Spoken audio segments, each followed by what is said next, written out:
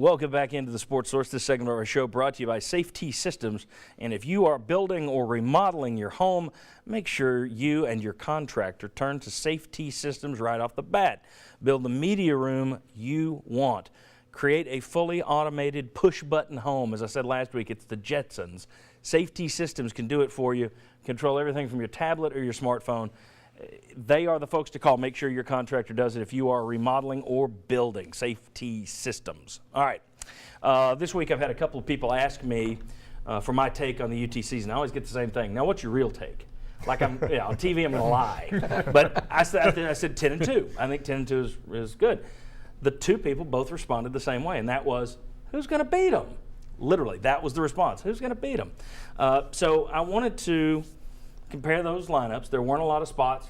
You're talking about an undefeated Tennessee team and a two-loss Tennessee team. The last two that were comparable to 10-2. I wanted to show those, and there aren't a lot of places where this year's roster stacks up. The SEC is better now than it was in 01 and 98. Deeper. You had, 98 especially, you had Tennessee, Florida. And that's pretty much your run for much of the 90s. Mike, you can poo-poo that all you like. It's a tougher conference. More parity. There's more parity. I don't think it's as good at the top. I think there's more parity now. And I think that's why we can look at that lineup and say they've got a chance. I'm going with the word tougher. You use the word parity. Okay, it's the same You're thing. saying deeper, and I'm saying it's harder to win the league now because I think the top 2 or 3 Wouldn't that be meaning tougher to win the league now? Anyway, I think I wasn't talking about the physical strength of the league. We went to the graphics, so my director's tired of us talking and wanted to lead me, so here's what we got. In 1998, Tennessee beat an 8-4 Syracuse team, needed a fourth down, fourth quarter interference call to get there. It's rare you're going to get one of those on the road. Florida had to turn the ball over, 5-6 times and miss a field goal in overtime. Auburn beat 17-9. That was a team that wound up being 3-8 that year. You needed a goal line stand and a fumble return for a touchdown. Arkansas, one word, Sterner. And that's not to take anything away from it. That's just you need some breaks in life. Right. Look in 2001. Second game of the year, you beat a 7-5 Arkansas team by 10 points. It was kind of a close game. You basically just ran the ball down their throat and ate the clock. I think Travis Stevens went for 200. You lost to Georgia, an 8-4 team. Jared Lorenzen and 2-9 Kentucky took you to the wire, 38-35, and then a loss to LSU. So my point is, when you look at all this schedule on paper, and you say, well, they beat Missouri, they beat Kentucky, they beat. All right, well, that 2001 team that you were on, Will, outstanding football team, pros all over the place.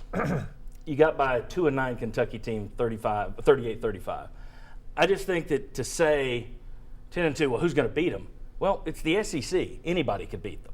As crazy as that sounds, it happens every year, with the exception of maybe Alabama.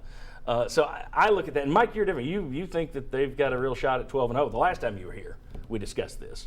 You still with that? Yeah, I think they got a shot at it. Okay. Absolutely. But I think that the idea that who can really beat these guys, I think there are several teams that can beat these guys. Not saying they will, but I wouldn't go into this season saying, you'll beat all these teams. As you've seen there, you need some breaks, and there will be some slips. If you can go 10-2, you can go 12-0, right? Yeah. But the problem is there are going to be games that you need to play at the end. This team is still a team that just last year learned how to win. The question is, do you know how to win when you're at the top and everybody's chasing you? That's an entirely different part of the game. And also, it is those games that you had a really tough game, you ended up winning in the last seconds. The next week you play some team, not as good, you're not as up for, but they play you like it's the Super Bowl. How do you come out with a win in that game? That's always a tough thing. You can't predict that for a team to be able to do it. Anybody who wants to doubt it, look at Ole Miss and Alabama last year.